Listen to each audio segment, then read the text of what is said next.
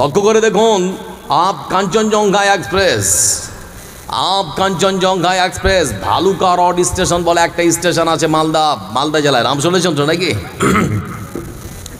সেই ভালুকা রোডে আমরা লক্ষ্য করে দেখেছিলাম প্রচণ্ড বৃষ্টির কারণে ট্রেনের নিচের দিকটা এক প্রকার খোঁকলা হয়ে গেছে, মাটি বসে গেছে। ছোট্ট বাচ্চা মুরসালিম, আমার ছোট্ট মুসলমান ভাই, লক্ষ্য করে দেখলো যে ট্রেন যদি এদিক দিয়ে পার হয় তাহলে পরে অঘটন ঘটে গেলে শতাধিক মানুষের প্রাণহানি ঘটতে পারে। নিজের জীবনের পরোয়া না করে ছোট্ট বাচ্চাটা উপস্থিত বুদ্ধিকে কাজে লাগিয়ে পরনের লাল গেঞ্জিটা খুলে ঘোরাতে ঘোরাতে ট্রেনের সামনে এসে দাঁড়ালো। ট্রেন থেকে ড্রাইভার নেমে এসে বলছে, বাবু ব্যাপার কি? বলে, ড্রাইভার ভাই দেখুন একটু নেমে ট্রেনের রেল লাইনের নিচে বিশাল বড় ধস নেমে গেছে। আমি মনে করলাম ট্রেন যদি এদিক দিয়ে যায় তাহলে পরে না জানি কোনো বিপদের সম্মুখীন হলে হাজারো মানুষের মৃত্যু হতে পারে, সেজন্য আমি আমার পরনের গেঞ্জিটা খুলে আপনাদের ট্রেনটাকে দাঁড়িয়েছি। আপনারা জানেন পরক্ষণে রেলের পক্ষ থেকে তার বাড়িতে গিয়ে 2-4 জন উপহার স্বরূপ হাতের মধ্যে ধরিয়ে দিয়ে এসেছে মাত্র 1500 টাকা। কিন্তু ভারতবর্ষের রেল মন্ত্রকের পক্ষ থেকে আমরা গুগল বা ক্রোম ব্রাউজার থেকে জানতে পারি শুধুমাত্র রেল মন্ত্রকের পক্ষ থেকে বিভিন্ন স্টেশনে ইঁদুর মারতে গিয়ে খরচ করা হয় আনুমানিক প্রায় 1 কোটি টাকার কাছাকাছি। যেখানে ইঁদুর মারতে খরচ করা হয় 1 কোটি টাকা, সেখানে আমার ছোট্ট মুসলমান ভাইটার মূল্য মাত্র 1500 টাকা। এই দৃশ্য দেখার পরেও মুসলমান ভালো থাকে কেমন করে? এজন্য বলতে যাচ্ছি বন্ধু আমার, ইসলাম পৃথিবীর বুকে মানুষকে শিখিয়েছে সততা, নম্রতা, ভদ্রতা, মানবতা। ইসলাম পৃথিবীর বুকে কোনো মানুষকে কখনো মারপিটের শিক্ষা দিতে পারে না। মিথ্যে কথা ইসলামের নামে অপপ্রচার করা হয়। যারা বসে আছেন আপনাদেরকে একটা ছোট্ট কথা প্রশ্ন করছি, একটু উত্তর দিয়ে না। আজ পর্যন্ত আল্লাহু আকবার বলে কোনো হিন্দু ভাইকে মেরেছেন? কথা বলেন, মেরেছেন আপনারা? তা আমরা মারি না, কিন্তু জয় শ্রীরাম ধরে দিয়ে মুসলমানদেরকে মারা হচ্ছে না। অহরহ আমরা লক্ষ্য করে দেখছি মোবাইলের স্ক্রিনের মধ্যে। এজন্য বলতে যাচ্ছি বন্ধু আমার, ইসলামের শিক্ষাই হচ্ছে যারা ছোটকে স্নেহ করে না, বড়কে সম্মান আর মর্যাদা দেয় না, ফালাইসা মিন্না ওরা আমার দলেরই কখনো হতে পারে না। যুবক ভাই আমার, মনে রাখো একটা কথা, ঘুমিয়েছো ঘুম ভাঙলে সকাল, না ভাঙলে পরকাল। ঘুমিয়েছো ঘুম ভাঙলে সকাল, না ভাঙলে পরকাল। মাটির নিচে গিয়ে যদি ভালো থাকতে চাও তাহলে মাটির উপরে ভালো কাজ করে যাও। মাটির উপরে ভালো কাজ করবেন যত বেশি, মাটির নিচে গিয়ে ভালো থাকবেন তত বেশি। এর গ্যারান্টি দিয়েছেন পৃথিবীর সর্বসেরা মহামানব বিশ্বনবী মুহাম্মদ মুস্তাফা সাল্লাল্লাহু আলাইহি ওয়াসাল্লাম। বিশ্বনবী মুহাম্মদ সাল্লাল্লাহু আলাইহি ওয়াসাল্লাম। কিন্তু যুবক, তোমার তো রাসূলের আদর্শ মজা লাগে না, সেজন্য তোমার মতো শত শত যুবক শুভ নববর্ষ পালন করতে গিয়েও ডিজে বাজিয়ে আল্লাহর জমিনকে কাঁপায় না? আপনাদের দিকের ছেলেরা পিকনিক করে না নাকি?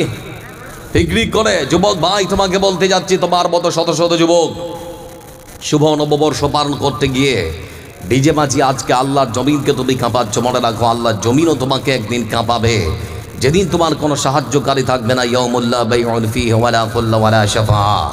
তবে বলতে যাচ্ছি ভূমিকায় সংক্ষেপে একটা কথা, ইসলামের সৌন্দর্যই হচ্ছে সবাইকে এক ছাতার তলায় নিয়ে আসতে হয়। যারা এখানে বসে আছেন, কেউ সিপিএম, কেউ কংগ্রেস, কেউ তৃণমূল করেন, তাই তো নাকি? কিন্তু ইসলামের সৌন্দর্য আজকে সবাই আপনারা এক ছাতার তলায় নিয়ে এসেছেন। এজন্য লক্ষ্য করে দেখবেন, ইসলাম পৃথিবীর বুকে এসেছে গরিব আর ধনীর মধ্যে ভেদাভেদ ভেঙে চুরমার করার জন্যে, কালো চামড়া আর ফর্সা চামড়ার মধ্যে ভেদাভেদ ভেঙে চুরমার করার জন্য, আল্লাহর কাছে যে সবাই সমান সেটা প্রমাণ করার জন্যে। এজন্য লক্ষ্য করে দেখুন, আপনার গ্রামের কোটিপতি মানুষটা যখন নামাজ পড়ার জন্যে মসজিদের ভেতরে কাতারে দাঁড়ায়, তার পাশে যদি তার বাড়ির চাকরটা দাঁড়ায়, মালিক কি তাকে মানা করতে পারবে? যে আমার পাশে দাঁড়াবে না, আমি মালিক, তুই চাকর, আমার সম্মান নষ্ট হয়ে যাবে, বলতে পারবে কি? না। আল্লাহর ঘর মসজিদের মধ্যে যখন আমরা নামাজ পড়তে ঢুকি, কে ধনী, কে গরিব, কে মালিক, কে চাকর, কে কালো আর কে ফর্সা, আল্লাহর কাছে আর কোনো পার্থক্য থাকে না। আমরা তখন সবাই সবার। এই শিক্ষা দিয়েছে ইসলাম। ইসলাম এক উদার ধর্মনীতির শিক্ষা দিয়েছে। এজন্য আদর্শ যদি কারো কাছ থেকে নিতে হয় তাহলে পরে আমরা আদর্শ শিখব বিশ্বনবী মুহাম্মদ মুস্তাফা সাল্লাল্লাহু আলাইহি ওয়াসাল্লামের কাছ থেকে। যিনি পৃথিবীর মানুষকে শিখিয়েছেন, মানব সেবার শিক্ষা দিয়েছেন, পৃথিবীর বুকে কি করে সুন্দর সমাজ গঠন করতে হয় তার শিক্ষা দিয়েছেন। এজন্য আজকের সংক্ষিপ্ত বিবরণে আপনাদেরকে শোনাবো সুন্দর সমাজ গঠন করতে পৃথিবীর বুকে সুন্দর সমাজ পেতে রাসূল সাল্লাল্লাহু আলাইহি ওয়াসাল্লামের দিক নির্দেশনা বা নীতিমালা সম্পর্কে সংক্ষিপ্ত কিছু বিবরণ শুনে তারপরে সবাই একসঙ্গে চলে যাব ইনশাআল্লাহ। আরেকবার বলি ইনশাআল্লাহ। মহান সত্য আল্লাহ রাব্বুল আলামিন কোরআন কারীমের মধ্যে বলেন, وَإِنَّكَ لَعَلَى خُلُقٍ عَظِيمٍ। হে রাসূল, আপনার মতো মহত্তম চরিত্রের মানুষ পৃথিবীর বুকে আর কেউ কখনো হতে পারে না। নিশ্চয়ই আপনি একজন মহত্তম চরিত্রের অধিকারী। রাসূলুল্লাহ সাল্লাল্লাহু আলাইহি ওয়াসাল্লাম চরিত্র সম্পর্কে বলতে গিয়ে তিনি আমার নিজেই বলেছেন, বুইসতু লিউতাম্মিমা মাকারিমাল আখলাক। এই পৃথিবীর বুকে মহান সত্তা আল্লাহ রাব্বুল আলামিনের পক্ষ থেকে, মহান সত্তা আল্লাহ রাব্বুল আলামিনের পক্ষ থেকে পৃথিবীর বুকে আমাকে প্রেরণ করা হয়েছে মানুষের চরিত্র গঠন করার জন্যে। চরিত্রহারা মানুষের চরিত্র গঠন করার জন্যে আল্লাহর পক্ষ থেকে পৃথিবীর বুকে এসেছি। এজন্য বিশ্বনবী সাল্লাল্লাহু আলাইহি ওয়াসাল্লাম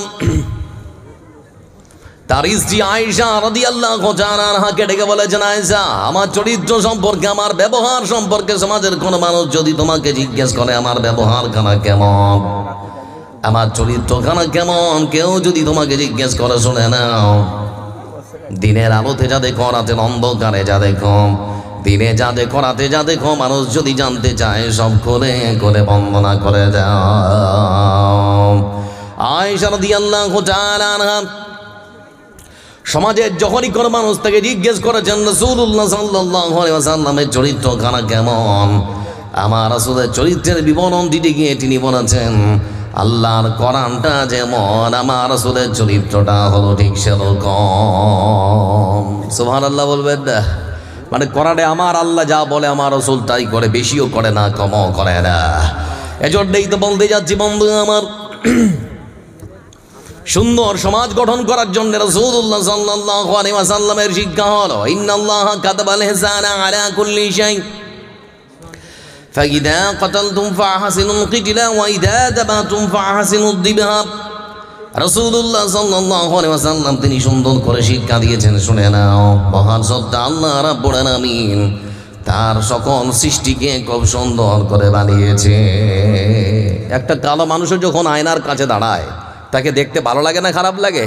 সেও মনে করে আমি সব থেকে সুন্দর, তাই তো নাকি? এজন্য বিশ্বনবী সাল্লাল্লাহু আলাইহি ওয়াসাল্লাম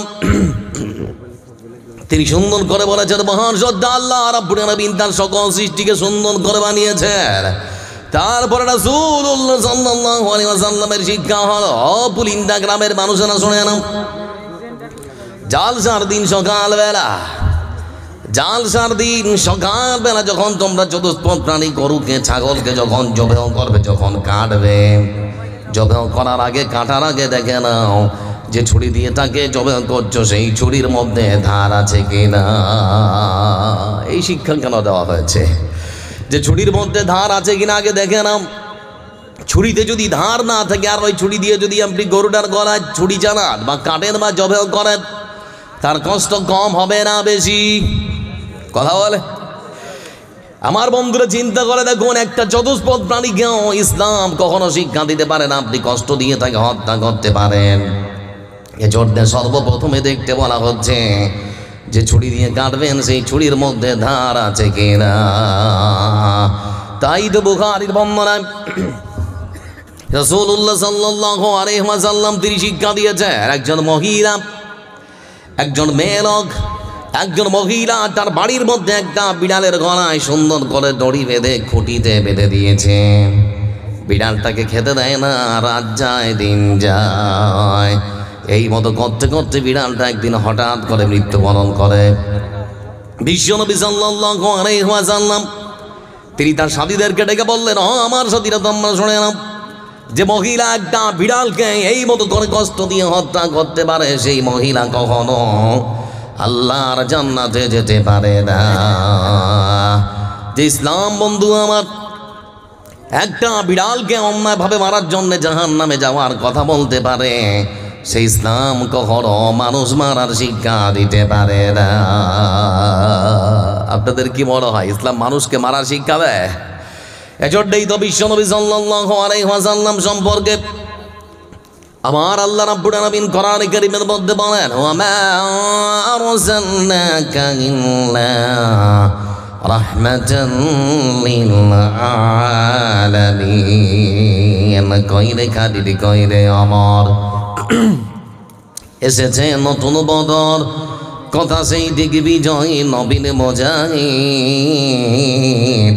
এখনো কি গাইতে হবে ঘুম ভাঙানো গীত? কইরে কাদির কইরে অমর এসেছে নতুন বদর, কথা সেই দিকে বিজয় নবীন মুজাহিদ। এখনো কি গাইতে হবে ঘুম ভাঙানো গীত? মসজিদের ওই কোণে বসে তাসবিহ নয় রে আর, তোর হাতে এখন মানাই শুধু ঝকঝকে তলোয়ার। ওই জালিমের গরদান নিতে আয় রে মুজাহিদ। এখনো কি গাইতে হবে গম ভাঙানো গীত? এখনো কি গাইতে হবে গম ভাঙানো গীত? লিল্লাহে তাকবীর। এজন্যই তো বিশ্বনবী সাল্লাল্লাহু আলাইহি ওয়াসাল্লাম রাসূল সাল্লাল্লাহু আলাইহি ওয়াসাল্লাম সম্পর্কে আমার আল্লাহ রাব্বুল আলামিন সেজন্য সুন্দর করে বলেন, হে রাসূল আমি আপনাকে সারা পৃথিবীর জন্য করুণা স্বরূপ রহমত স্বরূপ প্রেরণ করেছি। তাই তো রাসূলুল্লাহ সাল্লাল্লাহু আলাইহি ওয়াসাল্লাম পৃথিবীর বুকে যিনি এসেছে তিনি শিক্ষা দিয়েছেন স্বামীহারা বিধবা মহিলার সঙ্গে সমাজের মানুষ কেমন ব্যবহার করবে, পিতৃহারা এতিম সন্তানের সঙ্গে সমাজের মানুষ কেমন ব্যবহার করবে, এমনকি চতুষ্পদ প্রাণীদের সঙ্গেও সমাজের মানুষ কেমন ব্যবহার করবে তারও শিক্ষা দিয়েছেন। সুন্দর শিক্ষা দেওয়া হয়েছে ইসলামের মধ্যে। এজন্য রাসূল সাল্লাল্লাহু আলাইহি ওয়াসাল্লাম সম্পর্কে আমার আল্লাহ রাব্বুল আলামিন কোরআন কারীমের আর এক আয়াতে বলেন, ওয়া মা আরসালনাকা ইল্লা কাফাতাল লিন-নাস বাশীরান ওয়া নাযীরা ولكن أكثر الناس لا يعلمون। এই আয়াতের মধ্যে মহান যোদ্ধা আল্লাহ রাব্বুল আলামিন আমার রাসূল সাল্লাল্লাহু আলাইহি ওয়াসাল্লাম সম্পর্কে বলতে গিয়ে যিনি আমার সুন্দর করে বলেছেন, শুনে নাও হে রাসূল আমি আপনাকে সারা পৃথিবীর সমগ্র মানব জাতির জন্য, সেখানে সারা পৃথিবীর জন্য আবার এখানে বলা হচ্ছে সারা পৃথিবীর সমগ্র মানব জাতির জন্য আমি আল্লাহ রাব্বুল আলামিন আপনাকে সতর্ককারী আর সুসংবাদ দাতা হিসেবে প্রেরণ করেছি। অধিকাংশ মানুষই বোঝে না, জানে না, জানার চেষ্টা করে না। যারা বসে আছেন যদি প্রশ্ন করি রাসূল কি শুধু মুসলমানদের জন্য পৃথিবীতে এসেছেন না সারা পৃথিবীর সমগ্র মানব জাতির জন্য? সারা পৃথিবীর সমগ্র মানব জাতির জন্য তিনি এসেছেন। এজন্য রাসূল সাল্লাল্লাহু আলাইহি ওয়াসাল্লাম সম্পর্কে আমার আল্লাহ রাব্বুল আলামিন কোরআন কারীমের আয়াতের মধ্যে দুটো জিনিস দিয়ে সতর্ক করছেন, সারা পৃথিবীর জন্য সতর্ককারী সুসংবাদ দাতা।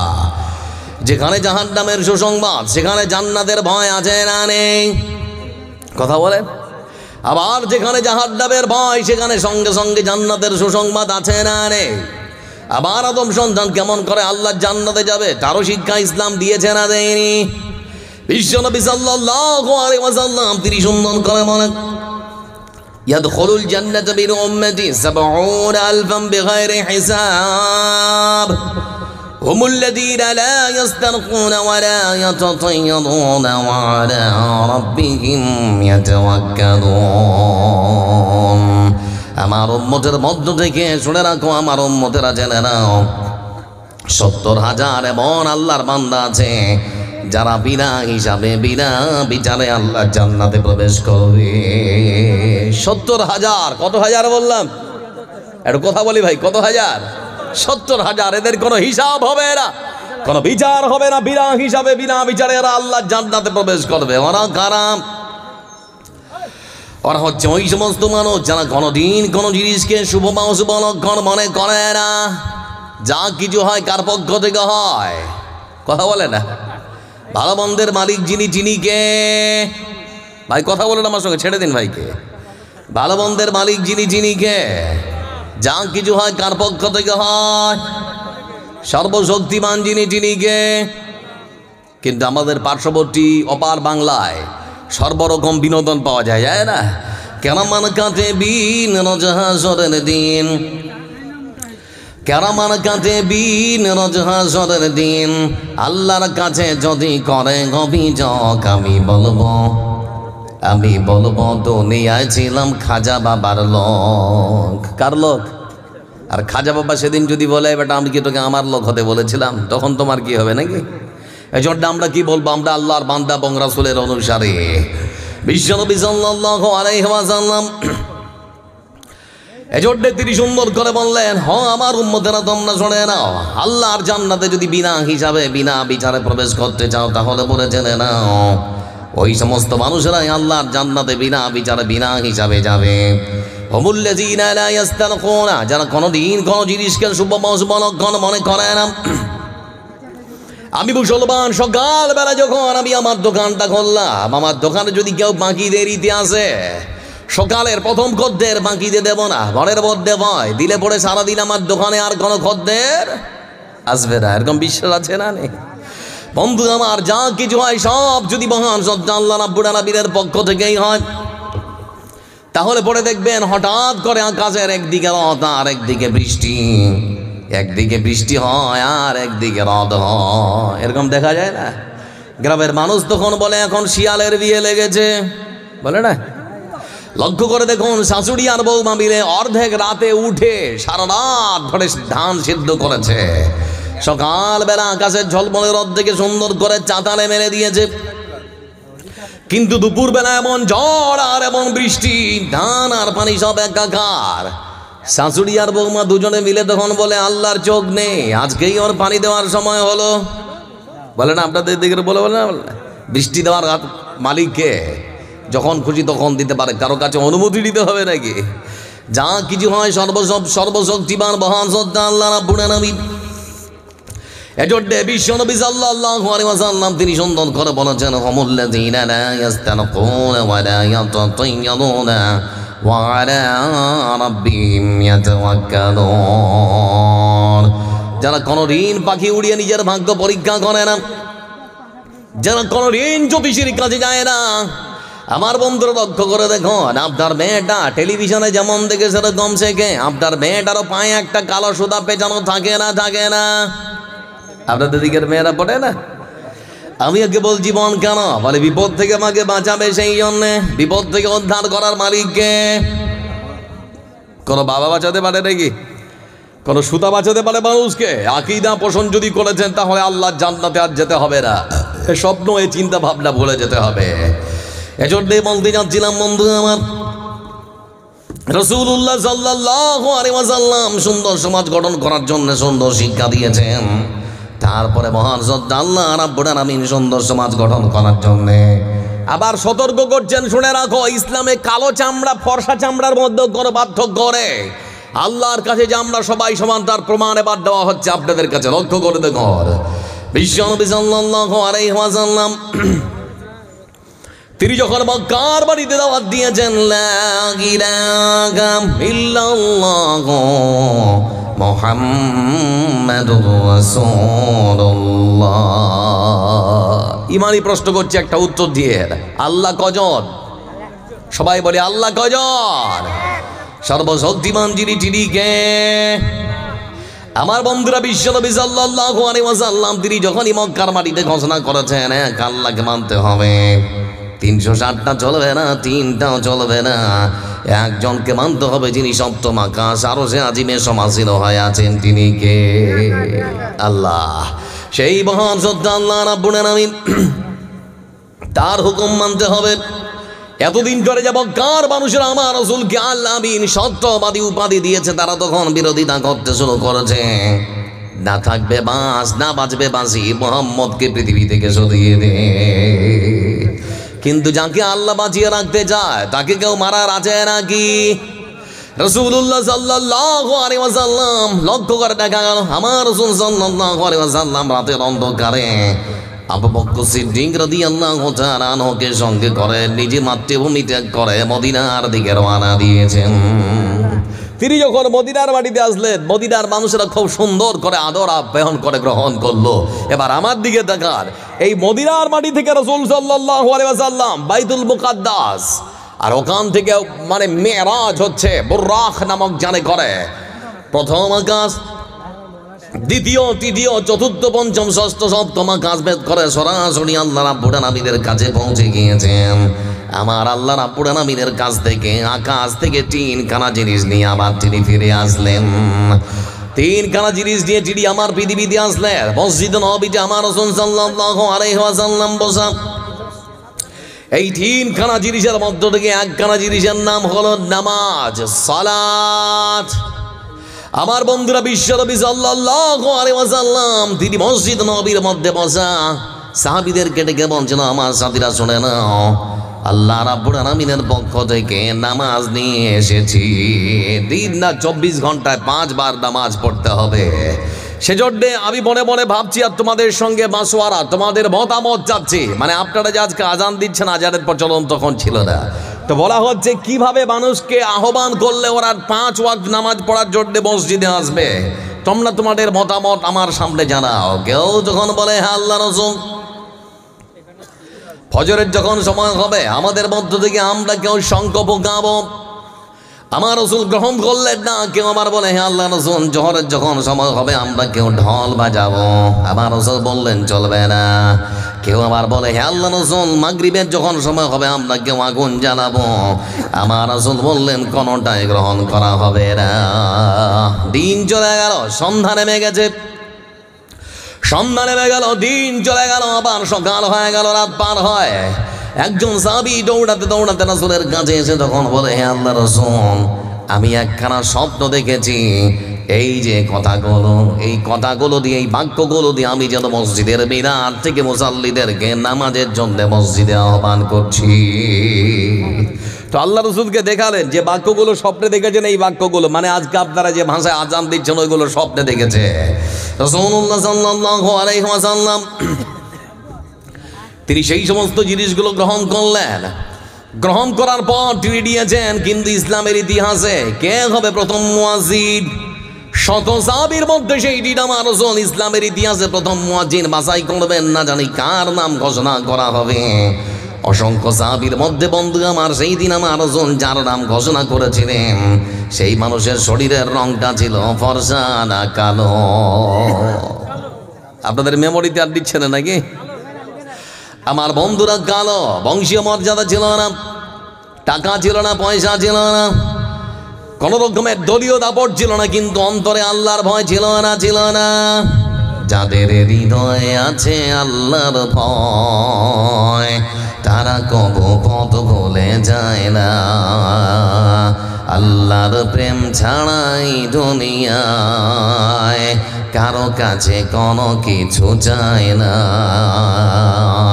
রাতের আধারে যারা সেজদাতে রয়, দু চোখের স্রোতে নদী যেন বয়। রাতের আধারে যারা সেজদাতে রয়, দু চোখের স্রোতে নদী যেন বয়। ছলনা রাত জানি যতই আসুক পিছনে ফিরে সে তাকায় না। রাতের আধারে যারা সেজদাতে রয় তারা কবু কোনো ভয় পায় না। লিল্লাহে তাকবীর। লক্ষ্য করে দেখুন বন্ধু আমার, এজন্য বিশ্বনবী সাল্লাল্লাহু আলাইহি ওয়াসাল্লাম তিনি নিজেই বলেছেন, ইন্নাল্লাহা লা ইয়ানজুরু ইলা সুওয়ারিকুম ওয়া আমওয়ালিকুম ওয়ালাকিন ইয়ানজুরু ইলা কুলুবিকুম ওয়া আমালিকুম। হাসরের ময়দানে কোনো মানুষের চেহারা দেখা হবে না, ফর্সা না কালো, লম্বা না কাটো, মোটা না পাতলা, কিছুই দেখা হবে না। যেটা দেখা হবে বন্ধু আমার সেটা হলো অন্তরে আল্লাহর ভয় ছিল না, ছিল না। এই জায়গাটা দেখা হবে যে পৃথিবীতে আমাকে ভয় করেছে না করে রে, আমরাও আল্লাহকে ভয় করি, করি না, করি না।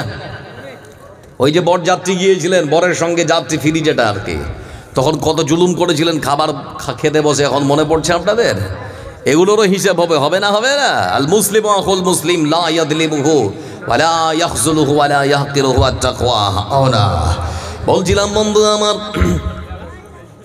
ইসলাম মূল্যায়ন করেছে একখানা কালো মানুষকে। এজন্য ইসলামের ইতিহাসে প্রথম মুয়াজ্জিন যাকে বানানো হয়েছে তার শরীরের রংটা কালো। কি বুঝলেন? আপনার গ্রামে যদি একটা কালো ছেলে ভালো আজান দিতে পারে, মুয়াজ্জিন হতে পারে না পারে না? পারে না। আপনি ওকে বলবেন না বে কাইলটা তুই কেন আজান দিবি বে, বলতে পারা যাবে নাকি? এ ভাষা বলতে পারবেন না। ইসলাম একটা কালো মানুষকে মূল্যায়ন করেছে। ইসলামের ইতিহাসে দ্বিতীয় মুয়াজ্জিন যাকে বানানো হয়েছে আব্দুল্লাহ ইবনে উম্মে মাকতুম রাদিয়াল্লাহু তাআলা আনহু। দু চোখের অন্ধ, দেখতে পায় না, তার মানে ইসলাম কালো মানুষকে আর ইসলাম অন্ধ মানুষকে পর্যন্ত মূল্যায়ন করে। এটাই হচ্ছে ইসলামের শিক্ষা। এই সেই বেলাল রাদিয়াল্লাহু তাআলা আনহু কয়েকদিন তিনি মসজিদে নববীর মধ্যে আজান দেননি। সরাসরি আকাশ থেকে জিবরাইল আলাইহিস সালাম নেমে এসেছেন। আসার পরে আমার রাসূলকে ডেকে বলেন, হে আল্লাহ রাসূল, আপনাকে বলতে চাচ্ছি আজকে কি মসজিদে নববীতে কেউ আজান দেয়নি? বলে আজান তো দিয়েছে। বলে না, আজান হয়নি। বলে জিবরিল তুমি কি করে বুঝলে? বলে মসজিদ নববীর মধ্যে যখন আজান হয় আমরা আকাশের ফেরেশতারা আকাশ থেকে শুনতে পাই। আজকে মনে হয় মসজিদ নববীর মধ্যে কেউ আজান দেয়নি, সেজন্য আমরা আকাশের ফেরেশতারা মসজিদ নববীর কেউ আজান শুনতে পাইনি। তার মানে কে আজান দেয়নি? কথা বলে না। হযরত বেলাল রাদিয়াল্লাহু তাআলা আনহু তিনি আজান দেননি। তার সম্মান, তার মর্যাদা, বহন সজ্জা আল্লাহ রাব্বুল আলামিন বাড়াতে বাড়াতে বাড়াতে বাড়াতে একেবারে জমিন থেকে আকাশ পর্যন্ত বাড়িয়ে দিয়েছে। এ হচ্ছে ইসলামের শিক্ষা। একটা কালো মানুষকে মূল্যায়ন করেছে।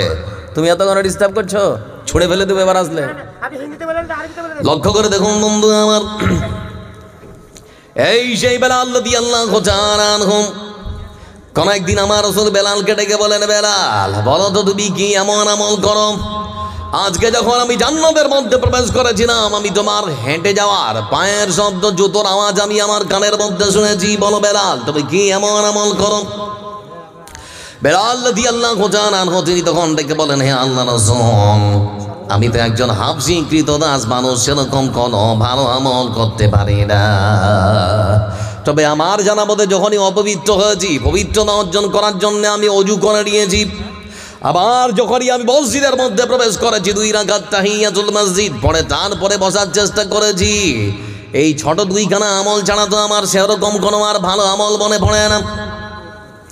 আমার বন্ধুরা দরবারে হলো, বেলাল মনে করছে এটা সামান্য আমল। বিশ্বনবী সাল্লাল্লাহু আলাইহি ওয়াসাল্লাম বেলালকে ডেকে বললেন, বেলাল তোমার কাছে হতে পারে এটা সামান্য ছোট আমল, কিন্তু মহান সত্তা আল্লাহ রাব্বুল আলামিনের কাছে এত সুন্দর গ্রহণযোগ্য আর কবুলযোগ্য হয়েছে যে তোমার মতো একখানা কালো হাবশী কৃতদাস মানুষকেও জান্নাতের মধ্যে আমার আগে আগে হাঁটার সুযোগ করে দেওয়া হয়েছে। ভাবা যায়, একটা জান্নাতি মানুষ জান্নাতের মধ্যে রাসূলের আগে আগে হাঁটার সুযোগ। বেলাল একটা কালো হাবশী কৃতদাস মানুষ। এই শিক্ষা দিয়েছে ইসলাম বন্ধু আমার। এটাই হচ্ছে ইসলামের শিক্ষা। কিন্তু লক্ষ্য করে দেখো আমার নেতার চিন্তা ভাবনা কেমন। আমার বিশ্ব নেতা সাল্লাল্লাহু আলাইহি ওয়াসাল্লামের শিক্ষাই হচ্ছে পৃথিবীটা মানুষের হক, ধর্ম থাকুক অন্তরে, মন্দিরেতে ঘন্টা বাজুক, আযান হোক মসজিদে। ইসলাম অন্য কোনো ধর্মকে কখনো অসম্মান করার শিক্ষা দেয় না। তাই তো কোরআনের শিক্ষা, লাকুম দীনুকুম ওয়ালিয়া দীন, লা ইকরাহা ফিদ্দীন। ধর্মের মধ্যে কোনো জুলুম চলবে না। আমার নেতা একরকম, বর্তমান ভারতবর্ষের নেতা আছে না রে, এটা মুখে বলে যা কাজে সেটা পরিণত করে না, তাই তো নাকি? এজন্য বলতে যাচ্ছি, ভারতবর্ষের যিনি স্বরাষ্ট্রমন্ত্রী নাম কি? অমিত শাহ। কি নাম? অমিত শাহ। আমার বন্ধুরা, অমিত শাহ ভারতবর্ষের যিনি স্বরাষ্ট্রমন্ত্রী, কাশ্মীরের বারামুল্লা বলে একটা জেলা আছে। এই যে সভামঞ্চ, বিশাল বড় একটা সভামঞ্চে দাঁড়িয়ে তিনি বক্তব্য দিচ্ছেন আর কি, সভামঞ্চে দাঁড়িয়ে রাজনৈতিক ভাষণ দিচ্ছেন। হঠাৎ করে বন্ধু আমার পাশের মসজিদ থেকে আজানের ধ্বনি ভেসে আসলো। আজান শোনার সঙ্গে সঙ্গে অমিত শাহ নিজের বক্তব্যকে থামিয়ে দিয়েছেন।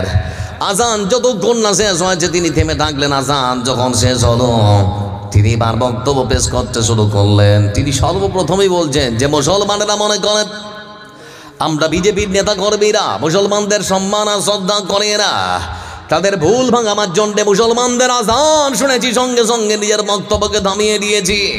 তার মানে আমি অমিত শাহ প্রমাণ করে দিলাম আমিও মুসলমানদের ধর্মকে সম্মান আর শ্রদ্ধা করি। বলতে যাচ্ছি অমিত শাহজি দেশের স্বরাষ্ট্রমন্ত্রী, আপনার চিন্তা ভাবনা এমনই হওয়া দরকার।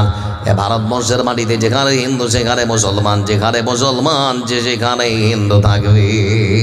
আমি বিশ্বাস করি মরা এক বৃন্দে দুটি কুসুম, হিন্দু মুসলমান, মুসলিম তার নয়র বরে, হিন্দু তাহার প্রাণ। কিন্তু আপনার এই কথার পরেও যে প্রশ্ন থেকে যায়, প্রশ্ন যেটা সেটা হলো অমিত শাহ দেশের স্বরাষ্ট্রমন্ত্রী, আপনার কাছে আমাদের প্রশ্ন হলো বিজেপি শাসিত সমস্ত রাজ্যের বিধানসভার ভেতরে মুসলমানদের আজানের সমুদূর কণ্ঠকে লাউড স্পিকারের বাহানা দিয়ে গলা টিপে হত্যা করার নামে আইন পাস করে বন্ধ করার ষড়যন্ত্র করা হচ্ছে কেন? এর সদুত্তর মুসলমান কার কাছে পাবে? এজন্য মনে রাখবেন, ভারতবর্ষের মাটিতে আমাদের ব্যক্তি স্বাধীনতা পর্যন্ত আজকে কেড়ে নেওয়ার চেষ্টা করা হচ্ছে। তাই তো বন্ধু আমার দেখবেন, আমার হিন্দু বোন শিউলি, শ্যামলি, কমলি, অমলি, বিমলি, তার যখন বিয়ে হয়, বিয়ে হওয়ার সঙ্গে সঙ্গে মাথায় সিঁদুর, হাতের মধ্যে শাঁখা পরানো হয় না? হয় না? কথা বলে না? আমার বন্ধুরা লক্ষ্য করে দেখবেন, মাথার মধ্যে সিঁদুর, হাতের মধ্যে শাঁখা পরিয়ে তারপর আমার হিন্দু বোনটা সুন্দর করে কলেজে যেতে পারে, স্কুলে যেতে পারে, তার বেলায় কোনো অন্যায়, কোনো দোষ হয় না। কিন্তু আমার মুসলমান যুবক ভাইটা, আমার মুসলিম যুবতী বোনটা সুন্দর করে বরকা পরে, তার সতীত্ব সম্ভ্রম রক্ষা করার জন্য সুন্দর করে একখানা বরকা পরে আমার বোনটা যখন কলেজ কিংবা স্কুলের মধ্যে প্রবেশ করে, আমার মুসলমান বোনটাকে পর্যন্ত জয় শ্রীরাম ধ্বনির সম্মুখীন হতে হয়। তাকে দেখো পর্যন্ত জয় শ্রীরাম ধ্বনি দেয়, দেয় না? দেয় না? তো এখন মোদিজিকে বলুন, মোদিজি 3.5 কোটি টাকা করে এত বড় রাম মন্দির নির্মাণ করলেন, এই মুসলমানদের অপমান করবেন যদি রাস্তাঘাটে দাড়ি ছিঁড়ে ধমকি আর চমকিয়ে, তাহলে আপনার ধর্মের কি সম্মান বাড়ছে না কমছে? আপনার কাছে আমরা জানার জন্যে আপনার কাছে প্রশ্ন দিলাম, দয়া করে উত্তরটা দিয়ে। এজন্য বলতে যাচ্ছি বন্ধু আমার, আমার ইসলাম শিক্ষা দিয়েছে সততা, নম্রতা, ভদ্রতা, মানবতা, মানুষের সেবা করার শিক্ষা দিয়েছে। ইসলাম কোনোদিন কোনো মানুষকে কষ্ট দেওয়ার শিক্ষা দিতে পারে না। এবার যে কয়েকটা হাদিস নিয়ে আসছি, আমার দিকে চেয়ে থাকবেন, অবাক হয়ে যাবেন আপনারা। লক্ষ্য করে দেখুন বন্ধু আমার, ইসলামের প্রথম শিক্ষা হচ্ছে রাসূলুল্লাহ সাল্লাল্লাহু আলাইহি ওয়াসাল্লাম তিনি বলেছেন, আল মুসলিম মান সালিমাল মুসলিমুন মিন লিসানিহি ওয়া ইয়াদিহি। মুসলমানের ডেফিনেশন, সংজ্ঞা, মুসলমান কাকে বলে? বিশ্বনবী সাল্লাল্লাহু আলাইহি ওয়াসাল্লাম তিনি মুসলমানের সংজ্ঞা দিতে গিয়ে সুন্দর করে বলেছেন, শোনে নাও, মুসলমান তাকেই বলা হয় যার হাত আর বুক থেকে তার প্রতিবেশী কখনো কষ্ট পায় না। আপনার প্রতিবেশী যদি হিন্দু হয়, ও যদি অমুসলিম হয়, তারপরেও কি তাকে আপনারা মারবেন? আচ্ছা ভাই, আপনারা বিরক্ত হচ্ছেন নাকি? ছেড়ে দেব? একটু শুনুন, প্রতিবেশী যদি হিন্দু হয়, তারপরেও কি ইসলাম আপনাকে তাকে মারার অনুমতি দিয়েছে? না, অনুমতি নেই। এজন্য বিশ্বনবী সাল্লাল্লাহু আলাইহি ওয়াসাল্লাম তিনি সুন্দর করে বলেছেন, মুসলমান তাকেই বলা হয় যার বুক আর হাত থেকে তার প্রতিবেশী কষ্ট পায় না। রাসূলুল্লাহ সাল্লাল্লাহু আলাইহি ওয়াসাল্লাম আরেকখানা হাদিসের মধ্যে বলেন, মাইয়াদমাল্লি মা বাইনা লিহিয়াইহি ওয়া মা বাইনা রিজলাইহি আউযুবাল্লাহুল জান্নাহ। সংবিধানের রাষ্ট্র ধর্ম নিরপেক্ষ বলে তোমার কেন জলে রে বন্ধু, তোমার কেন জলে, তোমার কেন জলে রে বন্ধু, তোমার কেন জলে। ইসলাম হলো শান্তির ধর্ম, আছে সুবিচার, অন্য ধর্মের প্রতি কবু করে না বিচার। ইসলাম হলো শান্তির ধর্ম, আছে সুবিচার, অন্য ধর্মের প্রতি কবু করে না বিচার। মিলেমিশে থাকার কথা, মিলেমিশে থাকার কথা নবী দিয়েছেন বলে, তোমার কেন জলে রে বন্ধু, তোমার কেন জলে, তোমার কেন জলে রে বন্ধু, তোমার কেন জলে।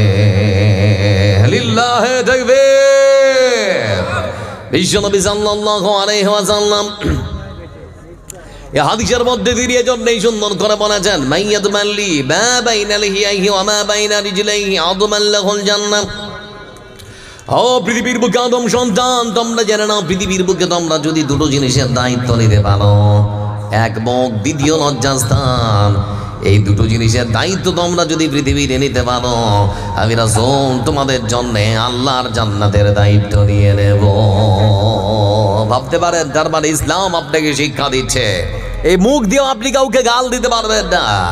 তাই তো রাসূল সাল্লাল্লাহু আলাইহি ওয়াসাল্লামের আরেকখানা হাদিস লক্ষ্য করে দেখুন বন্ধু আমার, লাউলা আন আশুক্কা আলা উম্মতি আলাইকা বিসওয়াক, আমি যদি আমার উম্মতের উপরে ভারী না মনে করতাম, তাহলে পরে আমি আমার প্রত্যেক উম্মতদেরকে হুকুম দিতাম নামাজের আগে ওযুর সময় সুন্দর করে তারা যেন মিসওয়াক করে নেয়, তারা যেন দাঁতগুলো ব্রাশ করে নেয়, দাঁত বেজে নেয়, সুন্দর করে যেন